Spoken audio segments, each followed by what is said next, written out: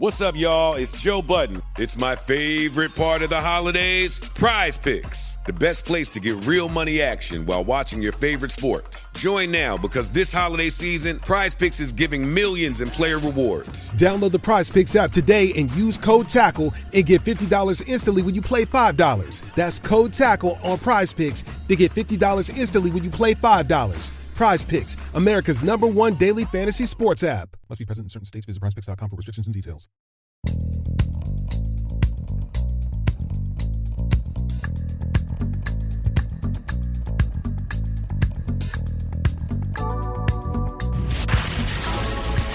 Attention Ditto Heads. Attention Bo Scouts. Goes by the pseudonym Bo Snerdley. It's time for the Soul of Excellence. He is a radio host at 77 WABC here in New York. The Rush Hour is on the air. Rush. Now here's Bo Snerdley. It's actually James Flippin filling in for Bo here on this New Year's Day. Happy to bring the Flip Flock to the Rush Hour. And I have to say, one of these years, I'm going to get it right. One of these years, working on New Year's Day, I will avoid the early morning crowd while trying to come across from the Lincoln Tunnel to the east side, getting through that Times Square melee. That always seems to provide a challenge for me. But maybe the third time is the charm. Next year, I'm confident I'll get through it without any problems. So, unfortunately and sadly, the big story today, we only made it a few hours into 2025 before there was a devastating terrorist attack down in New Orleans. And in the past couple of hours, just a ton of information has come out as the result of a press conference that was held by all kinds of officials. And it looks like the federal police, the FBI, the local investigators down there in New Orleans all kind of agree that this terrorist in New Orleans didn't act alone. So I've seen reports saying they're looking for 5 additional people. They're looking for 10 additional people. They're telling us for sure 10 people are dead. 30 are hurt. Such a horrific incident for the entire country here on New Year's Day, but especially for the families, for the friends, just a life-changing thing. But we had a press conference over the last couple of hours in which we were given some information. And I say some information because more or less you can kind of tell the authorities are being less than transparent. Maybe they're kind of feeling the heat. They're feeling the blame. Obviously, just a massive tourism event for New Orleans. New Year's Eve along Bourbon Street in the French Quarter. And then also the Sugar Bowl was supposed to be played tonight. That's been postponed until Thursday now. So James Flippin here, in for Bo Snerdley. Not a fun topic to start off with, but an important one. And we're taking your phone calls, by the way, 1-800-848-9222. 1-800-848-9222. If you want to chime in on the terrorist attack, you're more than welcome. Obviously, there's a ton of stuff to talk about in New York City, including another person shoved onto the subway tracks and miraculously survived. But the perception of crime continues. At least that's the way Mayor Adams characterized it, the perception of crime. But as for the story we set off here with New Orleans, 10 people dead, 30 hurt at least, after this terrorist drove a truck into the crowd in Bourbon Street. I have to say, you want to get information, right? When you watch these press conferences, whether it's from a news perspective or just kind of because you're curious or watching news programming on cable TV, you want information, right? You want to get to the bottom of what's going on. Maybe you're curious, you kind of trying to figure it out. But why do they do these press conferences and they have like 30 or 40 people standing there? Why? Why do we need 30 or 40 people standing there? Why so many? I honestly have no idea. I guess it's kind of like moral support. Lots of cops there in uniform that just aren't going to come to the podium, and they never would. But this whole story with New Orleans, it's a lot. And I say that because sadly it connects back to a few hours ago. This is a unique circumstance for me in the sense that I was on air earlier today, well, especially earlier today doing the news, and that's when this kind of first broke. And at that point, 7 o'clock in the morning, whatever it was, very little was known. It happened at 3 o'clock. And then by the time I was on for Brian Kilmeade, 10 o'clock, you still didn't know who this suspect was. And I said at the time, that's pretty weird. Hours and hours and hours later, we don't know anything about this guy. But because we didn't know anything about this guy for hours and hours and hours, and Shamsud Din Jabbar, 42 years old, now dead. The longer we didn't hear anything, the less surprising it was that the guy's name was Shamsud Din Jabbar. But hey, religion of peace. And to be fair, I don't know if the guy was a Muslim. All this stuff kind of fast and furious with all the information that we're getting. I know he's dead, this guy. They've told us that. And the word is he had an ISIS flag, an Islamic Caliphate flag, flying from the back of his pickup truck that he drove into the crowd. But imagine how sick this all is. People were out enjoying New Year's Eve on Bourbon Street. Doesn't get much more American than that. And it's not like the use of a truck as a weapon is new. The first time I ever went out to cover a news story as a street reporter in my previous job, it was Halloween. I guess it would have been 2017. And that's when you had that truck attack on the west side on Halloween, people out enjoying the nice day. And some guy drove his rented truck down the bike path. Obviously, we've had the Christmas parade in Wisconsin, I think it was a few years ago. The Christmas market in Germany, not that long ago. There's these bollards up all over the place. Downtown New York at federal buildings, even just outside of Port Authority, they've got these metal bollards. So this is, an act of terrorism, pure and simple. It doesn't get any more basic than that. The allegedly murderous maniac, Shamsud Din Jabbar, raged and rode into the night and had an ISIS flag from the back of the truck. Pretty more or less cut and dried in that respect. And yet earlier today, the FBI wasn't ready to say any of that. This was at like 7 a.m. So this was 4 hours, maybe with the time difference. Let's just give them the benefit of the doubt. Maybe it was only 3. 3 hours after this had happened. And this is what the FBI spokesperson said at the initial press briefing. We'll be taking over the investigative lead for this event. This is not a terrorist event. What it is right now is their improvised explosive devices that was found. And we are working on confirming if it's a viable device or not. And by the way, just to kind of quickly note, this could have been so much worse. Feel like we always say that with the terrorism. But supposedly this guy had bombs in his truck. And he was jumping out of the truck shooting. Gets into a police-involved shootout. 2 cops hit, and this guy's dead. But 3 hours later, this FBI spokesperson says, "Oh, I'm not ready to say it's a terrorism event." Specifically, she said it's not a terrorism event. Why? And I'd also just like to note that it's in and of itself embarrassing because the mayor of New Orleans had already jumped off the press conference saying this was a terrorist attack on the city of New Orleans. So how is it that the federal cop is then going to come in and say, well, this was not a terrorist event? I mean, give me a break. And, so much of this stuff, you want to give people grace. You want to give people a level of understanding. But it's fair to note that the New Orleans Police Department is notoriously problematic, to borrow a phrase from our friends on the left.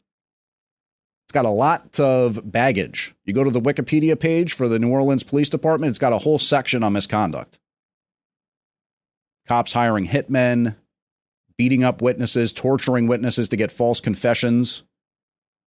Something like 90 cops who deserted their post during Hurricane Katrina. This is all within the last 30 or 40 years. This isn't cops with long handlebar mustaches and taking payments from Tammany Hall. This is recent stuff. And in 2012, the feds took over the New Orleans Police Department. I'm telling you, it's almost... By the way, how much do you want to bet that this guy, Shamsu Din-Jabbar, how much you want to bet he's going to become some kind of a martyr in, I don't know, 1 day, 2 days, maybe? There have been some reports that 2 Israeli nationals are among the victims in this attack. Don't know if that's true, to be honest. But if it's true, oh boy, this guy is going to be celebrated on college campuses nationwide. Che Guevara poster, move over. This guy, Shamsu Din-Jabbar, he'll be the hero. Because that's what it's like, right? The ends justify the means. We hear that all the time about Luigi Mangione. Speaking of stuff that makes you sick. But this story is a lot. And it's a religion of peace, people. Come on, please. Don't you understand? I think this one really hits every box in terms of offending us here at 77 WABC. It's almost like there's too much going on. It's like so much red meat, I almost don't even know what to focus on. The guy's name, we've said it enough times now, Jabbar.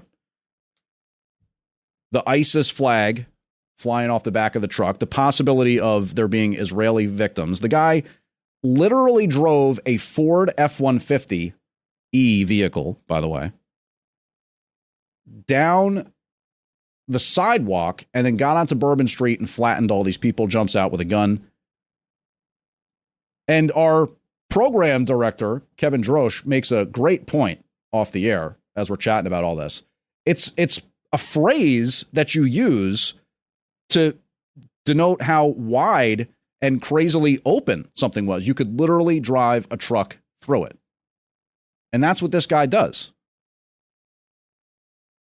This is all about they don't want people to gather. They don't want people to celebrate the new year. They don't want people going to sporting events, not to be with each other. It's terrorism. And who's they? Anybody who's going to do this kind of a thing because they're so super passionate about this particular position of what. You want to talk about the need for culture, communication, societal involvement? This is the kind of stuff that results when all of that's rejected. And, other people were supposedly involved here. We're talking 5 people, maybe. I've heard as many as 10. But this guy I'm talking about reports right now in terms of from the scene, wore fatigues while driving this truck, had a beard, ISIS flag, possible Israeli victims. I mean, you bring this to a script writer at the Daily Wire, and they're going to say, oh, even for us, this is a bit much.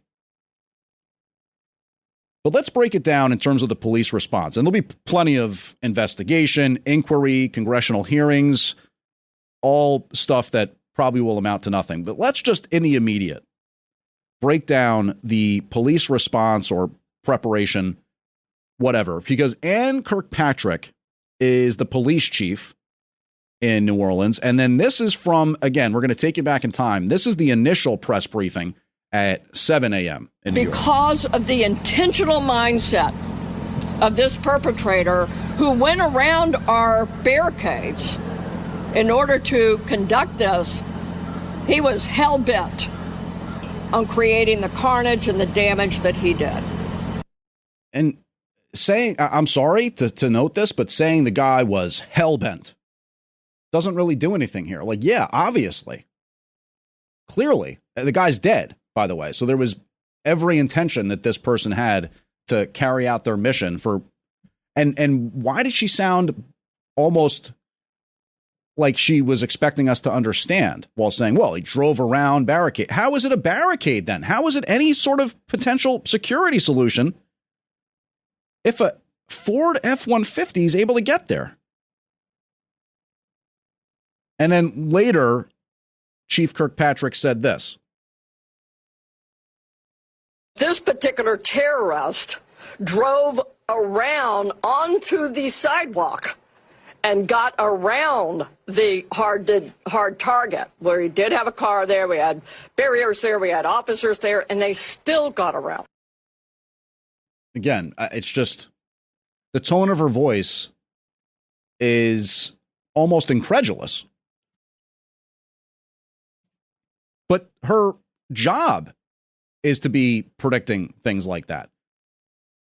The expectation is that you're going to expect cars to go up on the sidewalk. And that's how that happens. They're not just going to say, oh, well, I didn't have a chance to put my turn signal on here, so I better not try this one. They're not going to make it easy for you. And, you know, I said at the beginning, you want to have some grace. You want to have some level of understanding. Everybody's going to be angry about this, especially the people of New Orleans. And then at the same time, chances are these were tourists. So this is something that spreads across the nation, potentially worldwide. But the fact that it was a failure is pretty evident. The other side of it that kind of makes you feel as though these cops got caught flat-footed is really troubling. Because I know I think about it a lot in the context of these drones. Does anybody really know what's happening here? The spy balloon that came over from China, everybody was kind of more or less okay with it after a while. You don't want to go around like Chicken Little and the sky is falling and, oh my gosh, everything's around the corner going to get me. But are these various systems in place that are supposed to keep us safe? Are they really doing an effective job? I mean, just yesterday, Times Square goes off without a hitch. No problem.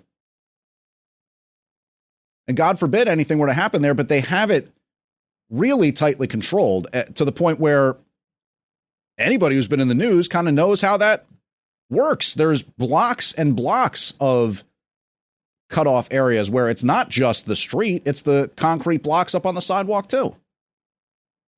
And from what I'm hearing in this press briefing today, there were some failures of equipment.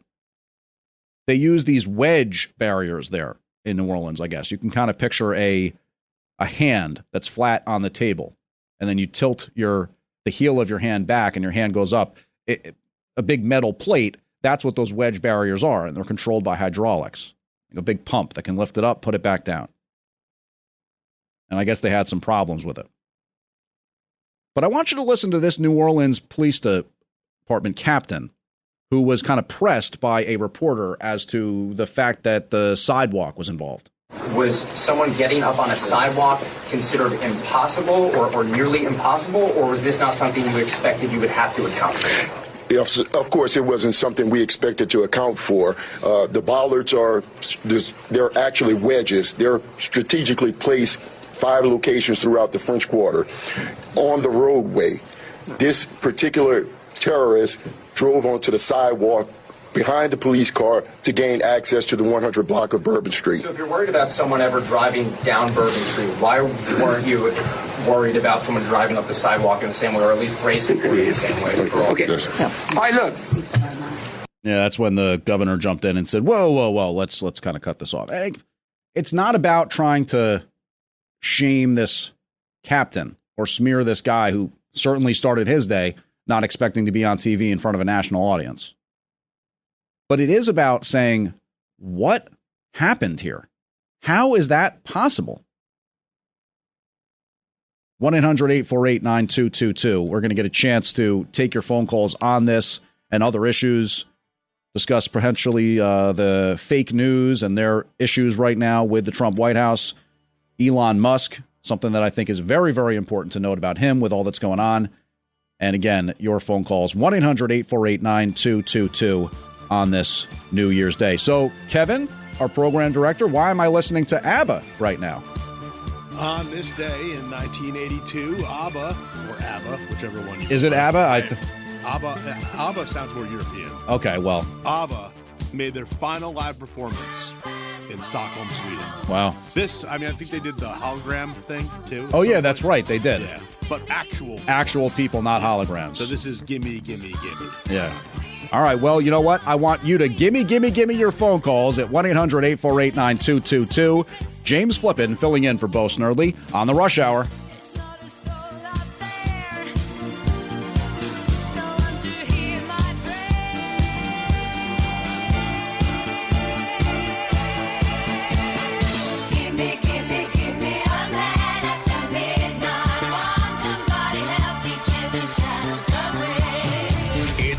Rush Hour with Bo Snerdley. Rush on 77 WABC.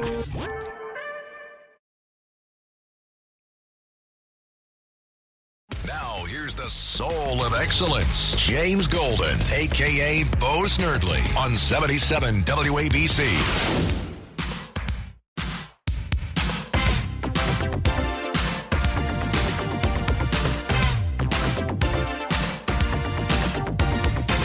James Flippin in for Bo Snerdley. Studio. Yeah. Now this is Phil Collins' solo, correct, Kevin? That's correct. The number one song on June 30th, 1985. No kidding. Yes. Does that ring a bell that day? It does, as a matter of fact. Well, not necessarily for me personally, but my parents sure know what was going on that day. Because that's when James Flippin made his debut. Not as a radio person, but just on this planet. That's right. Well, let's clean up some items here. You can follow me on Twitter if you so desire, at xjamesflippin, or on Instagram, Flippin' Out Radio. And Bernays Sauce, one of our dedicated members of the Flip Flock, notes that this guy, this accused terrorist, is a U.S. citizen from Texas, also an Army veteran.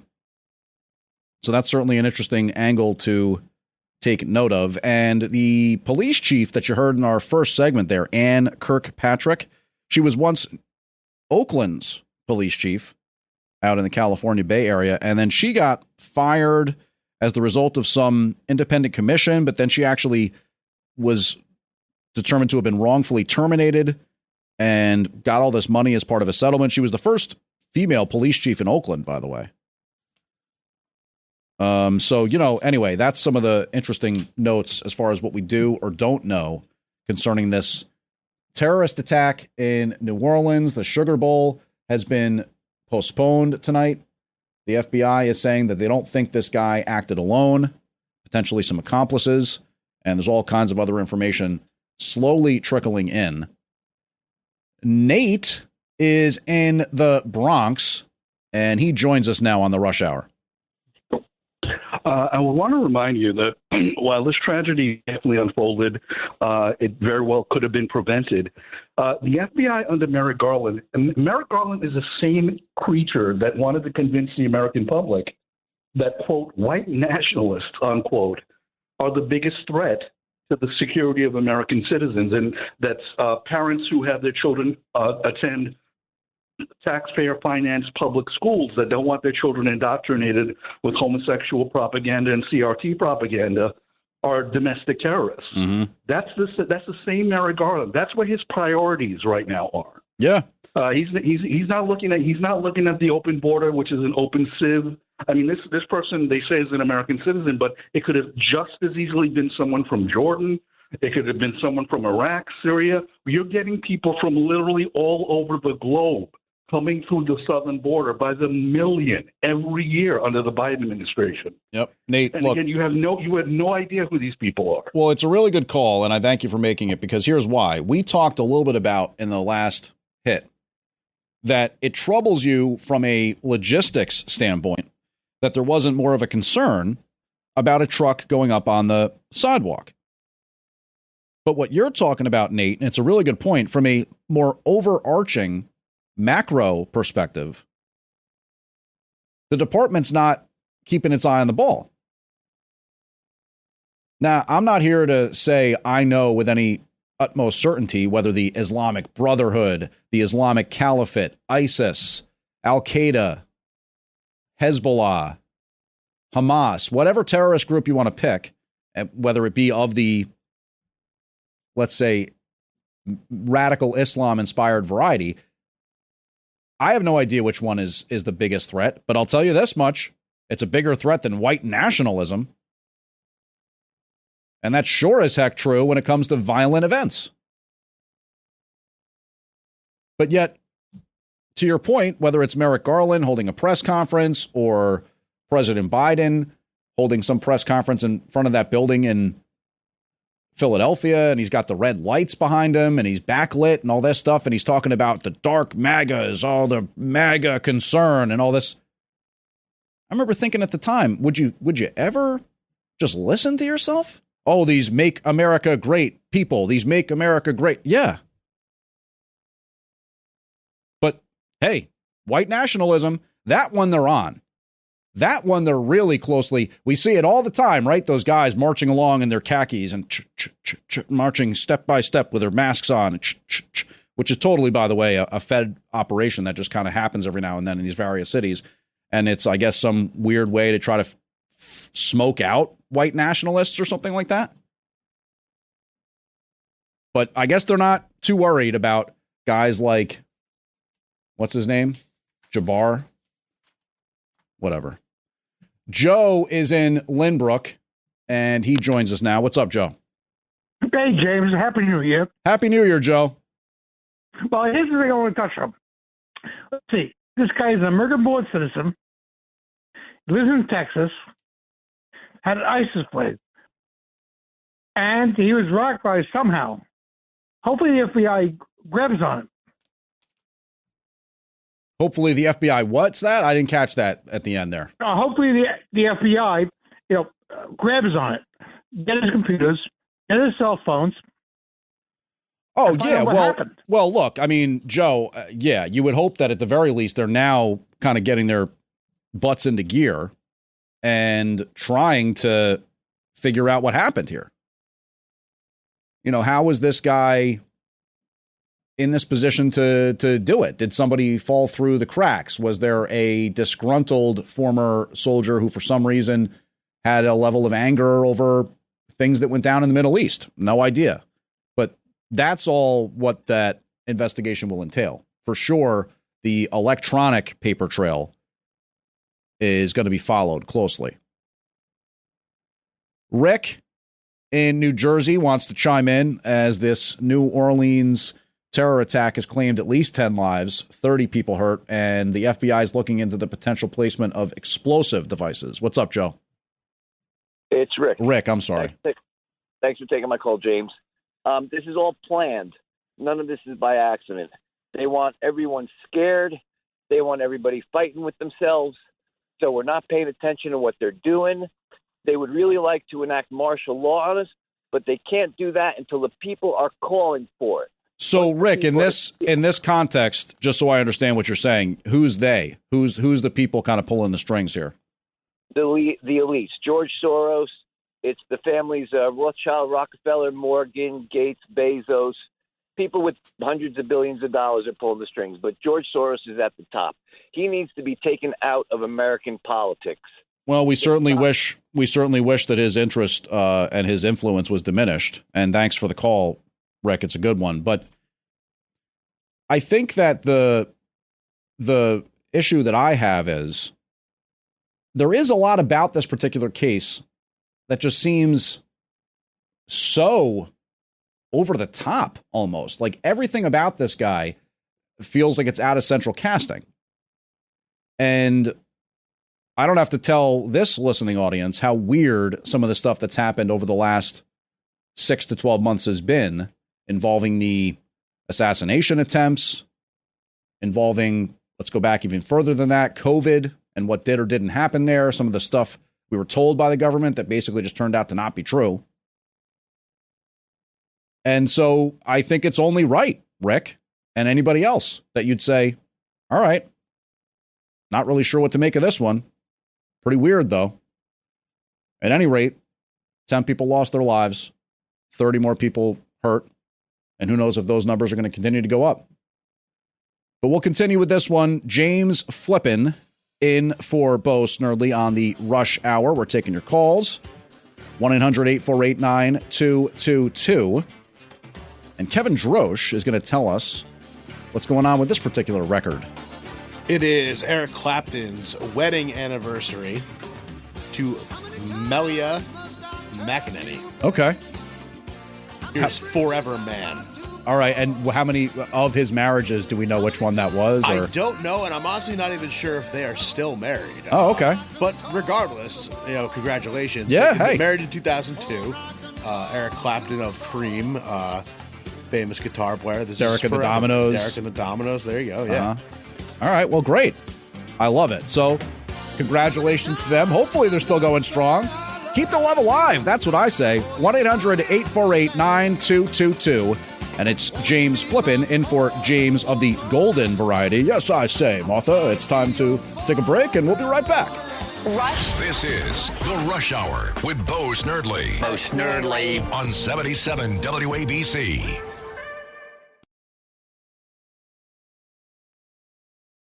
Now, here's the soul of excellence, James Golden, a.k.a. Bo Snerdley, on 77 WABC.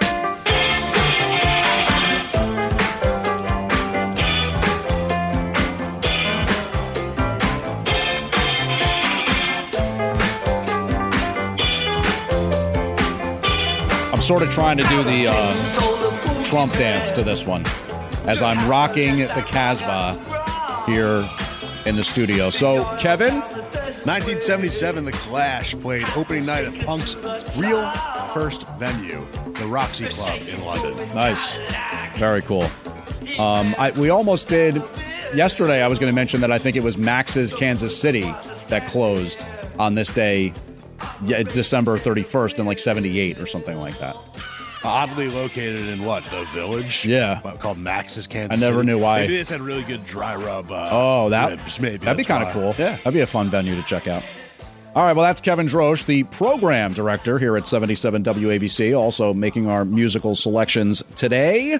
And I'm James Flippin, filling in for James Golden on Bo Snerdley's Rush Hour. So, fake news is on life support these days.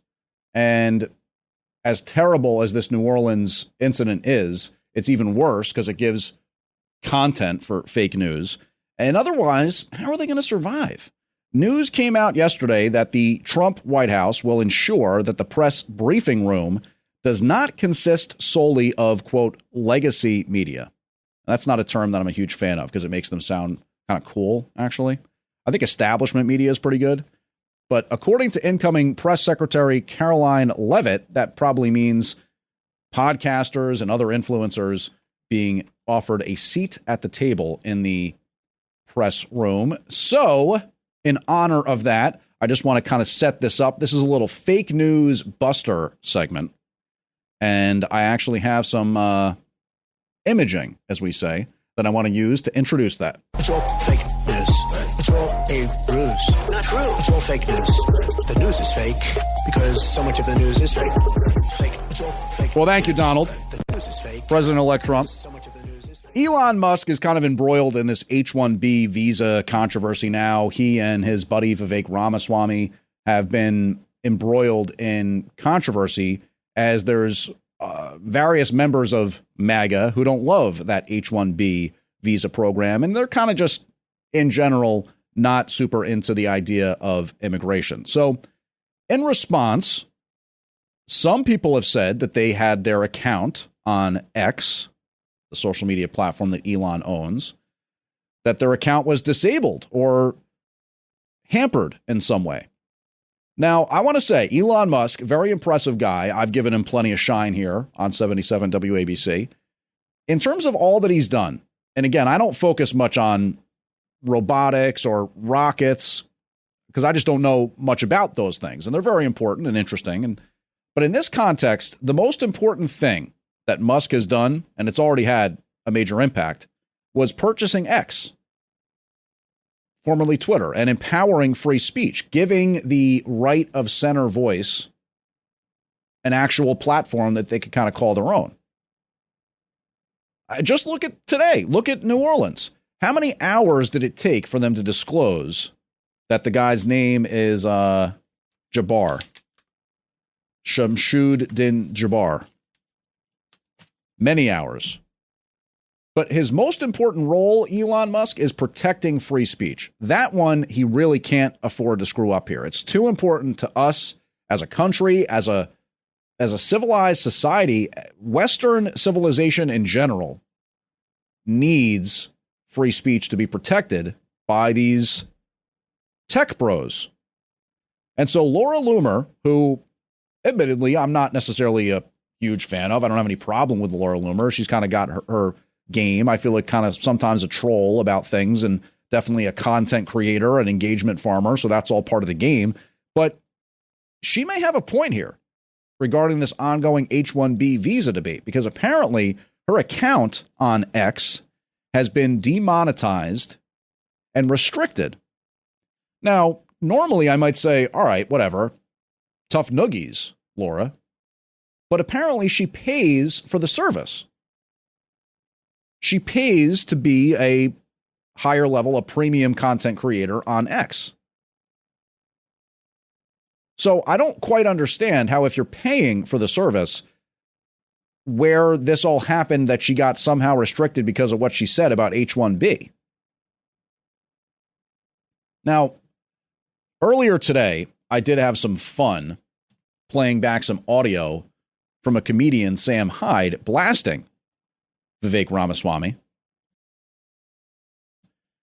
And I kind of just looked at it as, good, clean fun. Matter of fact, let's listen to a snippet of it here, as this is what Sam Hyde had said on his podcast. And I think that truly was a mask-off moment where we saw that Vivek Ramaswamy really is just a nerd who needs to go back. Now, again, I just want to say we'd like to apologize in advance. Vivek Ramaswamy is a U.S. citizen. He can't be deported. He's from Cincinnati, all that. But Hyde kind of explaining how, you know what, most people in the MAGA movement kind of just thought, Vivek seems pretty cool, seems like an okay guy.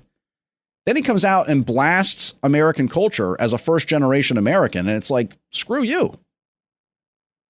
But Hyde, a comedian, also very smart. And he makes a really great broader point in that podcast, one that I didn't mention earlier that I want to now. These capitalists, these kind of crony capitalist tech bro types who are very into the various subsidies and government programs that can help them do well. And, they'll try to take advantage of it. Why not? They seem to view humans as sort of rootless, interchangeable units of labor.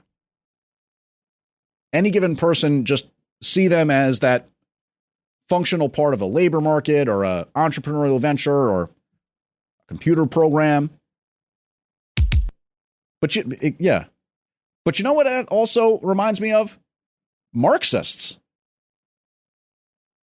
Marxists are the type to look at that as sort of everybody's just a cog in the wheel. That's something that I don't think people tend to understand as far as the debate overall regarding H-1B and the bringing in of tech workers, stuff like that. So we've been talking a lot about this attack down in New Orleans, and we certainly want to take your calls on that, 1-800-848-9222. But it is New Year's Day. Everybody may be kind of at this point still nursing a hangover, or maybe they're doing just fine and getting ready for round two. Who knows? Joseph is in New York City, and he's thinking a little bit about New Year's. What's up, Joe? Joe, James, did I just hear you say that today is your birthday?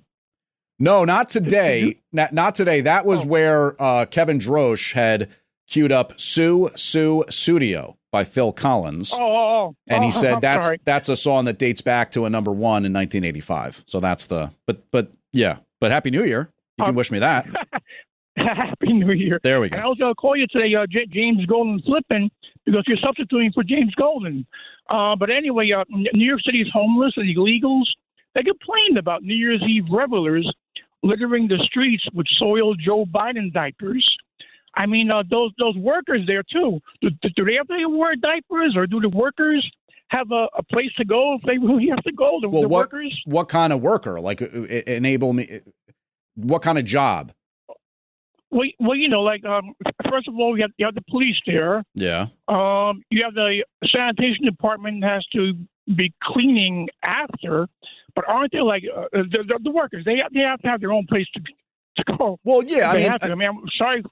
Well, here's the thing, and as you probably heard, thank you, Joseph, from Curtis Lewa, that the people, the revelers, as they like to say, for some reason, that's the only time I feel like that word gets used, revelers.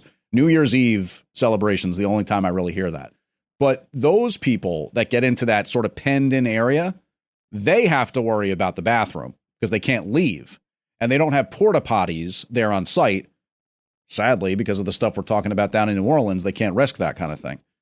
But, cops can certainly get to the bathroom. There's a police station not that far from there, right in Times Square. And sanitation workers, they don't really have to show up until sometime around midnight. They're not going to get to work until everybody cleans out. So it's an interesting and a curious thought, but I would venture a guess not too many of those New Year's Eve workers do wear diapers, unless they normally do. If that's something that kind of is that, if that's their normal go-to move, then I imagine it doesn't change on New Year's Eve. But I don't think the majority of them are employing that technique. Yeah, James Golden Flippin might be a little presumptuous, but maybe I could do like James Bronze Flippin or something like that. I'm not going to say silver. That also might make people think that, I'm different demographics or something like that. So Kevin's looking at me like I'm crazy. 1-800-848-9222. 1-800-848-9222. Oh. It's like a jungle sometime. Take me under. All I want to do is something. No. All right, so Kevin Drosch taking us back to 1982 with this one, I'm guessing. Something like that. Actually, you nailed that right on the head there. Not your birthday, but the New Year's baby is Joseph Sadler, a.k.a. Grandmaster Flash. Okay. 1958, he was born. Very nice. January 1st. Yeah. And, of course, this song, this beat, makes me think more so of the sample, which for us, that was Puff Daddy, right, I think? Yes, it was. Yep. All right, well, the original taking us out to break, or into break. I don't know, Bo sometimes throws me off with that one, so I wasn't quite sure. But 1-800-848-9222. It is James Flippin in for James Golden on this New Year's Day edition of the Rush Hour. Broken glass everywhere. People pissing on This is the Rush Hour with Bo Snerdley. Bo Snerdley. On 77 WABC. Now, here's the soul of excellence, James Golden, a.k.a. Bo Snerdley, on 77 WABC. 1, 2, 3 o'clock, 4 o'clock, rock. 5, 6, 7 o'clock, 8 o'clock, rock. 9, 10, 11 o'clock, 12 o'clock, rock. We're going to rock around the clock tonight. 8 minutes shy of 5 o'clock when Katz and Cosby will be coming your way. So, Kevin, talk to me about this one. For me, although I'm well aware that it's a classic record in and of itself, this was like the first ever Happy Days theme before they had their own Happy Days theme. This record went number 1 in 1956, Bill Haley's Rock Around the Clock. Nice. And we are going to rock around the clock tonight, as we always do, on 77 WABC. But sadly, given the excitement, the positivity, the optimism that we feel heading into 2025, it was just a few hours in when this horrific terrorist attack happened down in New Orleans, and just kind of catching you up on some of the stuff we know about it at this point. The FBI is saying that they believe multiple people may have been involved in this. The accused, the dead suspect, is a U.S. citizen from Texas, a former Army employee or somebody who was in the Army at some point, and a 42-year-old who drove this truck up on the sidewalk, got around the barrier somehow, it might have malfunctioned, and killed 10 people at least. 30 people are hurt. So Mark is in Putnam, and Mark's going to join and chat with us about what's going on down there. Mark, go ahead. After 9/11, when very few people created a whole lot of damage in our neck of the woods, why would they think that one guy or two or three guys in New Orleans couldn't wreak havoc on a small operation like they did there? Well, Mark, I know sometimes, and this is a sad reality, people get kind of lulled into safety, a feeling of safety, and they get that sense that maybe we've kind of moved past that threat. And if you want to be cynical about it, and Mark, thanks for the call, you heard earlier one of your fellow callers basically saying this is what happens when the FBI tells us the biggest threat is white supremacy. This is what happens when the FBI, our federal cops who we count on to keep us safe, takes their eye off the ball. And so sadly, it seems like that's what happened, and a bunch of people lost their life today.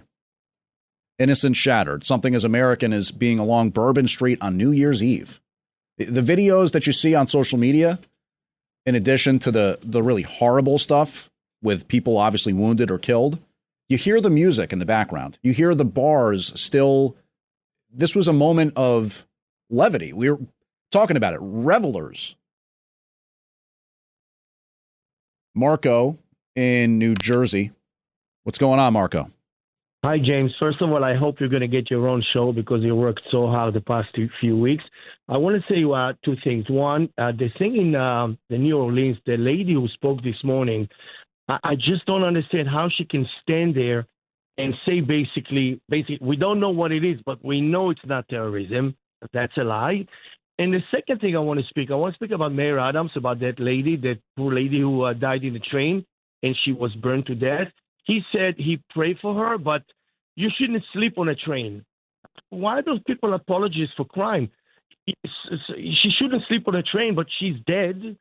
It doesn't mean, it's like saying the lady got raped, but she shouldn't wear a mini skirt. It's unbelievable. Yeah, well, Marco, I think your point is well-founded in the sense that we've heard a lot, and thanks for the call.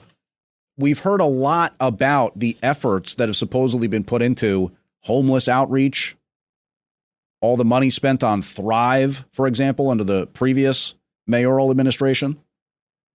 And Mayor Adams saying, yeah, well, you shouldn't sleep on the subway. Two things can be true at once. Maybe it's not the best thing in the world for somebody to be living their life in the subway as a de facto homeless shelter. Most people would agree with that.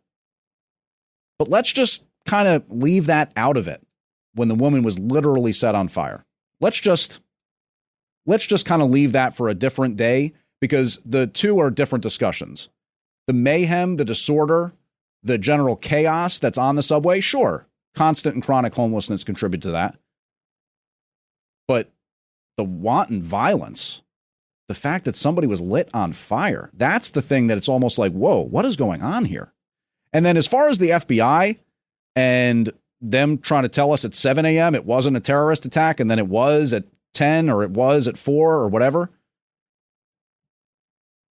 We've said it. Some grace is granted. Some general level of understanding needs to be provided while the investigation's underway. But you know what the FBI doesn't have a lot of with the American people? Trust. Capital in terms of trust. And that's as much as anything because of the assassination attempts, because of the lawfare, because of the raid on Mar-a-Lago, because of all the stuff that has kind of made us feel like these federal cops are kind of just playing politics most of the time.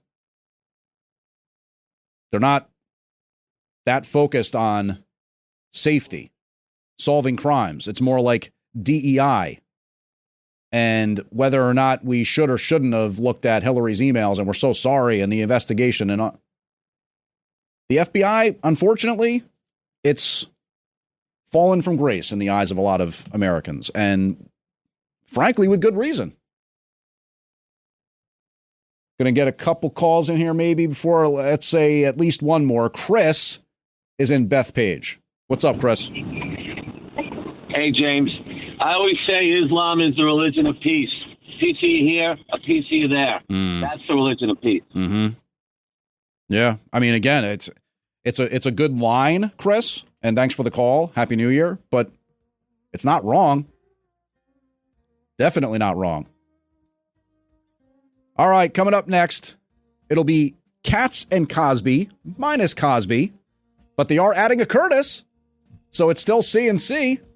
And Judge Weinberg and Rudy Washington and the 77 WABC owner-operator John Catsimatidis. He was there this morning for the morning show. Now he's here for Katz and Cosby. So much to get into. And sadly, this ongoing discussion surrounding terrorism made it just barely 3 hours into 2025 before another one down in New Orleans. 10 dead, at least 30 hurt. James Flippin in for James Golden, Bo Snerdley on this Rush Hour. Happy New Year, everybody.